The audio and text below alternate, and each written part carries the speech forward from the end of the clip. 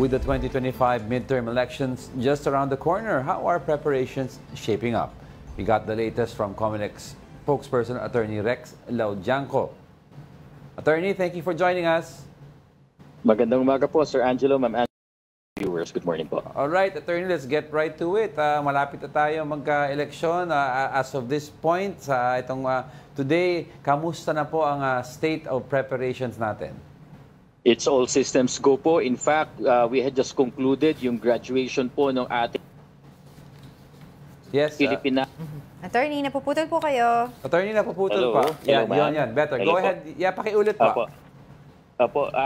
Ngayon nga po, where all systems go at ngayon nga po katatapos lang nung graduation rites ng ating mga PNP po na tutulong sa amin as quick reaction forces, as security forces, pati na rin po yung mga makikisama sa amin bilang ilang special electoral boards.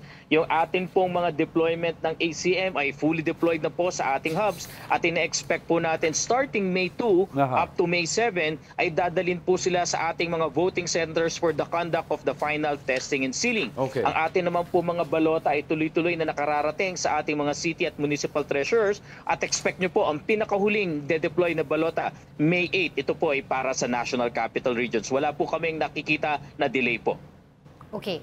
I would also like to ask po, Attorney, doon po sa update, doon po sa ating internet voting, ating mga kababayan, yung mga OFW na nagkaroon po ng issue prior to that or during the voting, the day itself? Tama po, pinaliwanag nga po namin, medyo malicious po kasi yung mga nagsisirculate na mga videos. Alam niyo po kasi talagang yung parang pinakaresibo, yung proof, yung permanent record ng inyong pagkakaboto ay sa pamamagitan po nung encrypted na mga letters at numbers na yan. Hindi po sinadya po talaga ng system na hindi nyo na makikitang muli yung binotohan nyo except dun sa kayo'y nag-final review at nag-final cast. But rest assured na yung encryption po na yan, yung tinatawag natin na JavaScript object notation na programming language po na yan, yan ang permanent record ng inyong balota. Ang nakakapagtaka lang po, meron nagsasabi, bakit nakikita ko pangalan ng kandidato na hindi ko to binoto, wala ako dito, ganyan-ganyan.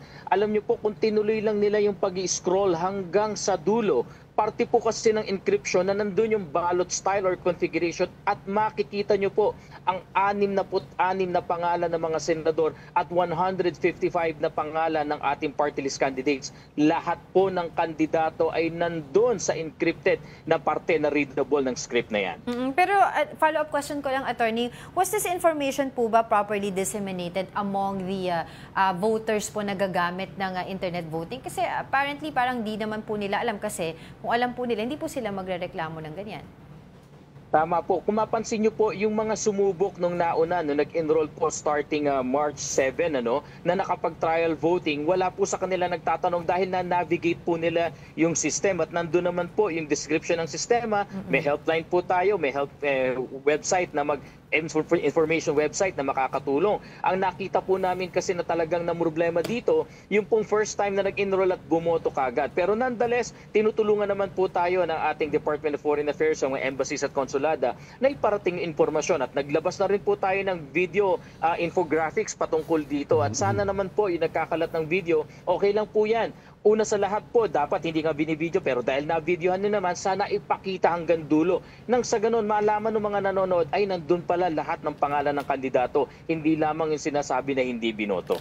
Alright, Attorney, in other issues, kamusta na po ang mga show cause order natin? Ilan na po ang na-file na show cause order ng Comelec at ano na po ang mga status nito?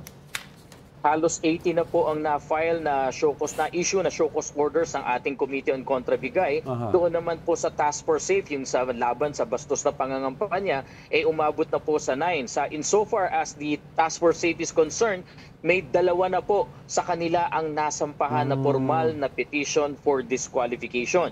Doon naman po sa ating Committee on Contrabigay, ongoing po yung pag-receive ng kanilang mga sagot at ini-evaluate po ito. Ganun din po ang kapupuntahan nito. Kung satisfactory na naipaliwanag po yung insidente, yung pangyayaring na-i-report sa Comelec, that would be the end of the fact-finding investigation. Okay. Pero kung may kinakitaan po kami na talagang may basis na nalabag ang ating batas, whether vote buying, vote selling or abuse of state resources, hindi po magse-second thoughts ang ating Committee on Contrabigay na mag-file ng petition for disqualification at the same time.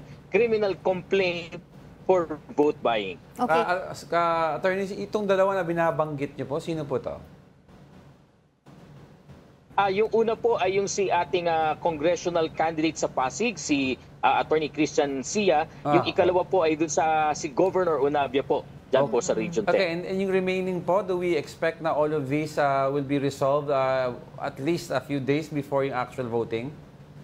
Tama po, yun po ang tagubilin ng Commission and Bank na lahat ng recommendations doon sa show cause order ay ilabas na ng sa gayon. Kung kailangan mag-file ng petition for disqualification, makapag-file na bago pa man po sila maghalalan o bago ma-proclaim. May impact po kasi yung pagpa-file ng petition before the proclamation. Nagkakaroon ng jurisdiction ng COMELEC, nananatili po ang power na i-resolve namin yan. And at the same time, pwedeng mag-issue po ang COMELEC ng suspension of proclamation in case yung pong na ating kandidato na pinapadisqualify yung makakuha ng pinakamaraming boto, hindi po sila mapoproclaim. Kamusta naman din po yung mga show cause order investigation doon po sa mga known personalities such as Congresswoman Camille Villar, former Manila Mayor Isko Moreno, Sam Versosa, yung kalaban niya? Nakapag-submit naman po sila within the 3 days na deadline po nung pag-file ng kanilang answer. Hinihintay na lang din po namin ang evaluation at recommendation ng task force po, pati na rin ng Committee on Contrabigay. Okay. Pagdating po sa seguridad ng mga polling precincts po natin sa darating na election, ano pong preparation ang ginagawa po ng COMELEC? Mas pinaigting po natin ngayon ang deployment ng PNP at ng AP. Kasama na nga po pati ang Philippine Coast Guard sa deployment ng COMELEC. Sisiguraduhin po natin na lahat ng voting centers, lahat ng canvassing venues, pati na rin generally ang ating mga lugar para naman po yung mga botante natin. Ito po pinaka-importante sa atin, na sila po ay hindi mangangambang lumabas ng bahay. Malaya silang makaboto at matiwasay na makakauwi ng kanilang mga bahay. Yan po ang goal ng COMELEC sa deployment po na nagaganap. At bukas nga po, dadalawin pa ng COMELEC ang ating evacuation center dyan po sa may La Carlota, sa Negros Occidental, para siguraduhin po yung 4 na munisipyo na nagkaroon ng evacuation po, yung La Carlota, La Castellana at iba pa, ay makakaboto pa rin po sila kahit na po sila ay wala doon sa mga lugar kung saan sila nakatira dahil po sa pagputok nga ng Mount Canlaon. Dito naman po sa Sorsogon, wala naman po kaming nakikita pa na maaapektuhan, ngunit handa po kami na ilipat yung kanilang botohan kung sakali pong madadala po sila sa evacuation center. Alright, maraming salamat po sa inyong oras. That was COMELEC spokesperson, Attorney Rex Laudianco.